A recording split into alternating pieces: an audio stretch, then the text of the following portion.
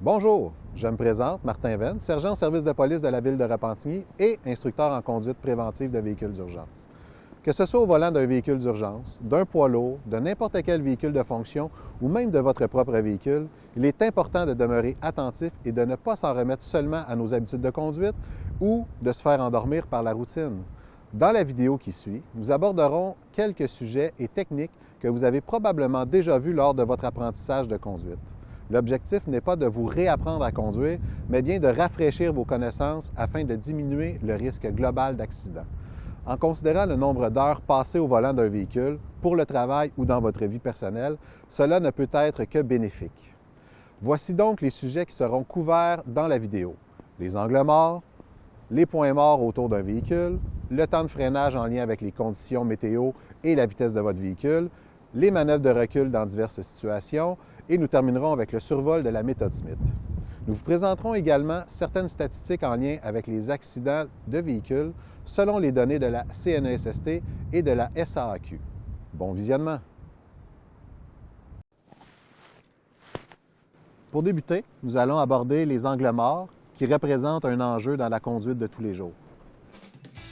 Les angles morts, représentés en rouge, sont les parties de la route qui se trouvent en dehors du champ visuel de la personne qui conduit, puisqu'elle ne peut les voir ni en regardant dans les rétroviseurs, ni par les vitres.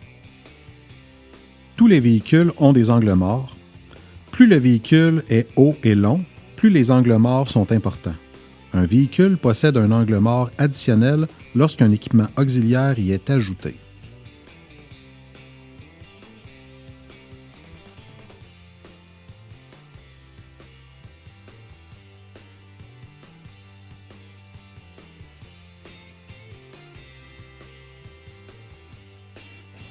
Parlons maintenant des points morts autour du véhicule qui sont souvent méconnus des conducteurs.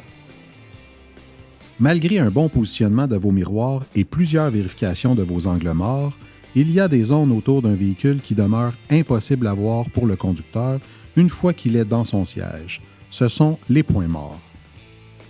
Dans ces zones, il peut se trouver des obstacles, des personnes ou une irrégularité dans la chaussée.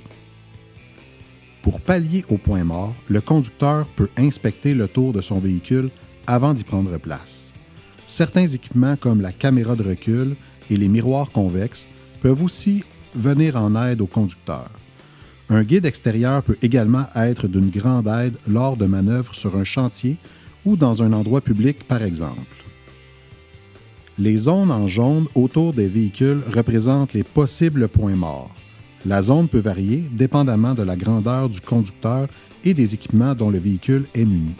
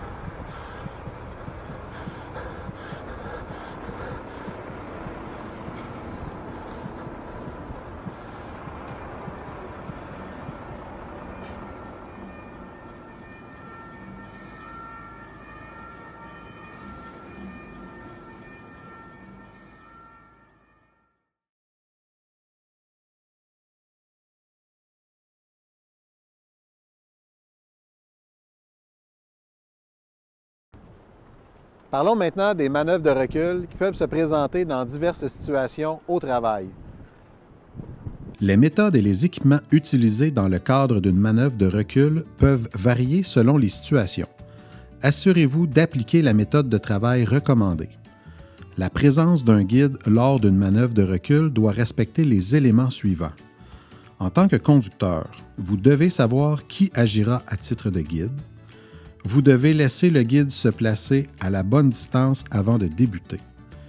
La bonne distance est égale à la longueur du camion ou à une distance minimale de 10 pieds pendant toute la durée de la manœuvre. Le guide doit être complètement visible en tout temps dans le rétroviseur. Le guide doit faire des manœuvres amples et précises. Si vous ne voyez plus en totalité votre guide, arrêtez-vous. Abordons maintenant les distances de freinage en lien avec les conditions météo, le poids du véhicule ainsi que sa vitesse.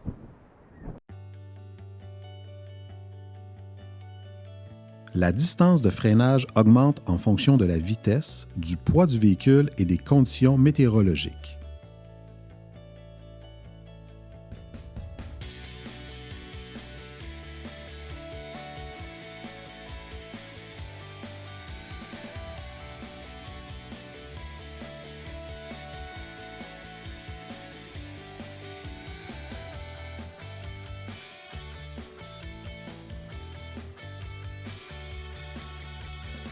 Entre une chaussée sèche et une chaussée mouillée, vous augmentez en moyenne de 20 à 30 % la distance nécessaire pour immobiliser votre véhicule.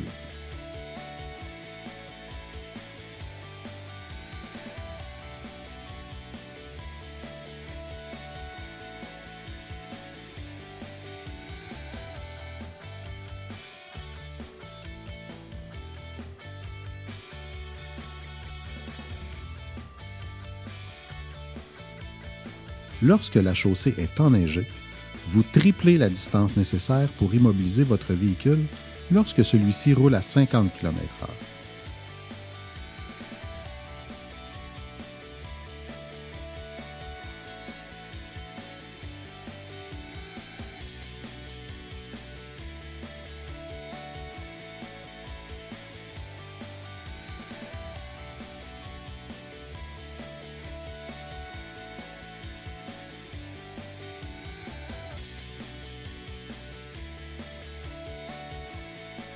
À 70 km/h, c'est 4 fois et demi à 5 fois la distance pour arriver à immobiliser le véhicule.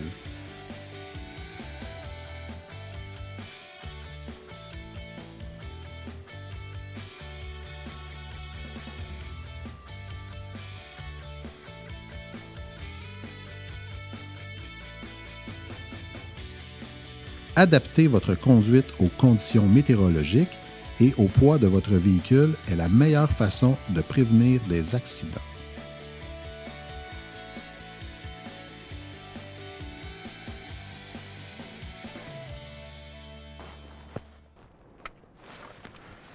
Finalement, voyons ensemble les différentes notions de la méthode Smith qui vous aideront à adopter une conduite préventive.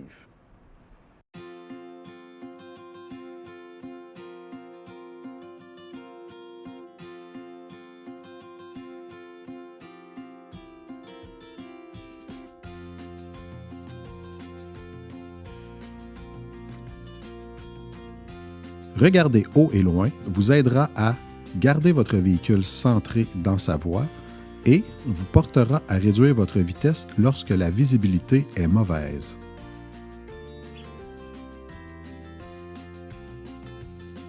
Avoir une vue d'ensemble vous permettra d'éviter les freinages ou les virages brusques. Lorsqu'il y a plus d'une voie, ça vous permettra de choisir celle qui offre le moins de résistance à cause de la présence d'obstacles ou encore d'un véhicule immobilisé par exemple. Garder les yeux en mouvement signifie de déplacer son regard régulièrement à droite et à gauche sans oublier de vérifier ses arrières. Le but étant de vous aider à vous départir des distractions visuelles rapidement lorsque survient un accident en sens inverse sur un boulevard ou une autoroute. Se garder une porte de sortie veut dire freiner d'avance à un arrêt pour évaluer si la chaussée est glissante. Gardez une plus grande distance avec le véhicule qui nous précède dans la circulation afin de prévoir une manœuvre d'évitement ou de freinage d'urgence. Pour s'assurer d'être vu par les autres usagers de la route, allumez vos phares en tout temps, utilisez vos gyrophares ou flèches lorsque requis, signalez tôt votre intention de tourner, ne restez pas dans l'angle mort d'un autre véhicule. Vous côtoyez à tous les jours, dans le cadre de votre travail, différentes catégories d'usagers de la route. Voici quelques statistiques tirées du bilan routier de la SAAQ pour les années 2020 à 2022. Le tableau de gauche présente les types de blessures par année. Pour l'année 2022, il y a eu 392 blessures mortelles, 1275 usagers ayant subi de blessures graves et plus de 27 000 ont subi des blessures mineures sur les routes. Le tableau de droite décortique les décès selon la catégorie d'usagers. Pour l'année 2022, on constate que 216 usagers sont décédés alors qu'ils conduisaient une moto ou un camion léger. 61 étaient des motocyclistes, 79 des piétons, 9 étaient des cyclistes, 11 étaient conducteurs de véhicules lourds ou de tracteurs routiers, 16 appartenaient aux autres catégories. En tant que travailleur, vous êtes également exposé à différents risques reliés aux véhicules qui circulent et que ce soit les véhicules de la ville ou ceux des autres usagers. Ces données sont extraites du bilan annuel de la CNESST.